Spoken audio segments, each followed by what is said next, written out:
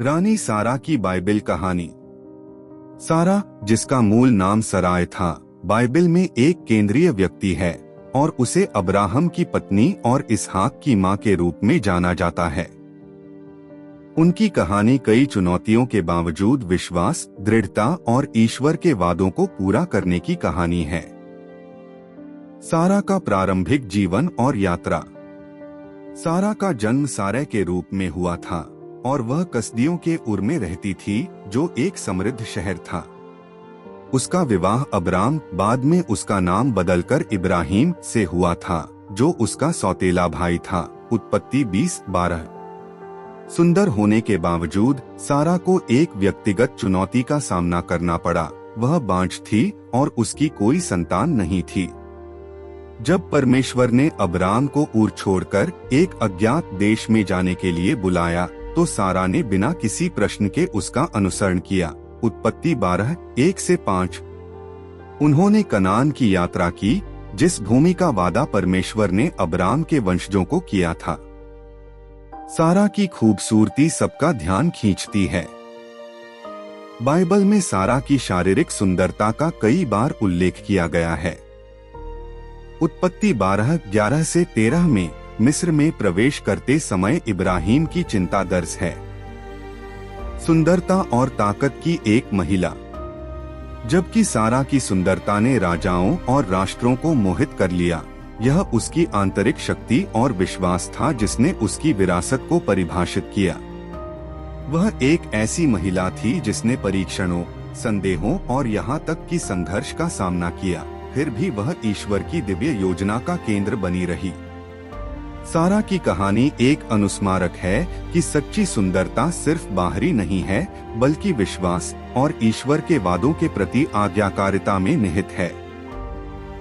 वाचा और ईश्वर का वादा।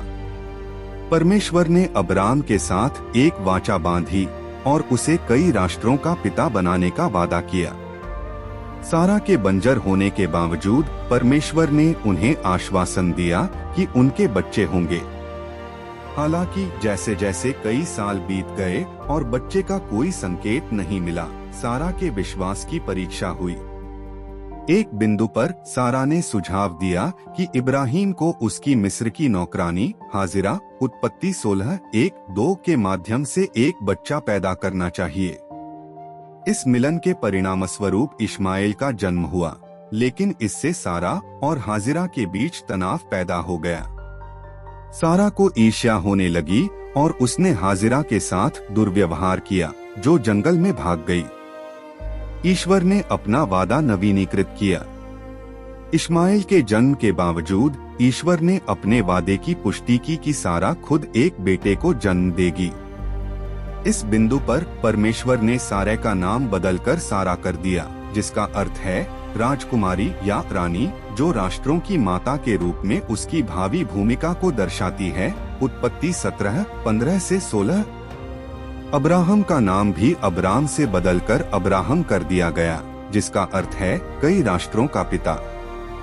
जब सारा ने 3 आगंतुकों, स्वर्गदूतों को इब्राहिम से यह कहते हुए सुना कि बुढ़ापे में उसके एक बेटा होगा, तो वह अविश्वास में हंसी। उत्पत्ति 18:10-12। हालांकि देवदूत ने कहा, क्या प्रभु के लिए कुछ भी कठिन है? उत्पत्ति 18:14। इसहाक का जन्म। जैसा कि वादा किया गया था, सारा गर्भवती हुई और उसने एक बेटे इसहाक को जन्म दिया जब वह 90 वर्ष की थी और इब्राहिम 100 वर्ष का था।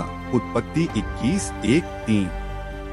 इसहाक के नाम का अर्थ है हंसी, जो सारा के शुरुआती अविश्वास और उसके जन्म पर उसकी खुशी दोनों को दर्शाता है। सारा ने घोषणा की, ईश्वर ने मुझे हंसी दी है और जो कोई भी इसके बारे में सुनेगा वह मेरे साथ हंसेगा। उत्पत्ति 21:6। इसहाक के जन्म ने ईश्वर के वादे की पूर्ति को चिह्नित किया और बाइबल के इतिहास में ईश्वर के चुने हुए लोगों की मां के रूप में सारा की जगह को मजबूत किया। हाजिरा और इश्माएल का प्रस्थान। इसहाक के जन्म के बावजूद सारा और हाजिरा के बीच तनाव बढ़ गया।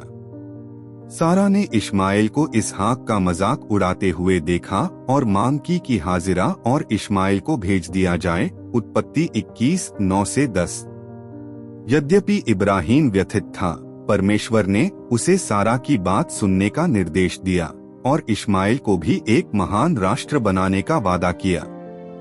हाजिरा और इश्माइल को विदा कर दिया गया, परंतु परमेश्वर ने जंगल में उनका भरण पोषण किया।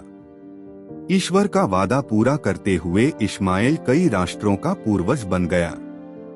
सारा की विरासत। सारा 127 वर्ष तक जीवित रही। उत्पत्ति 23:1।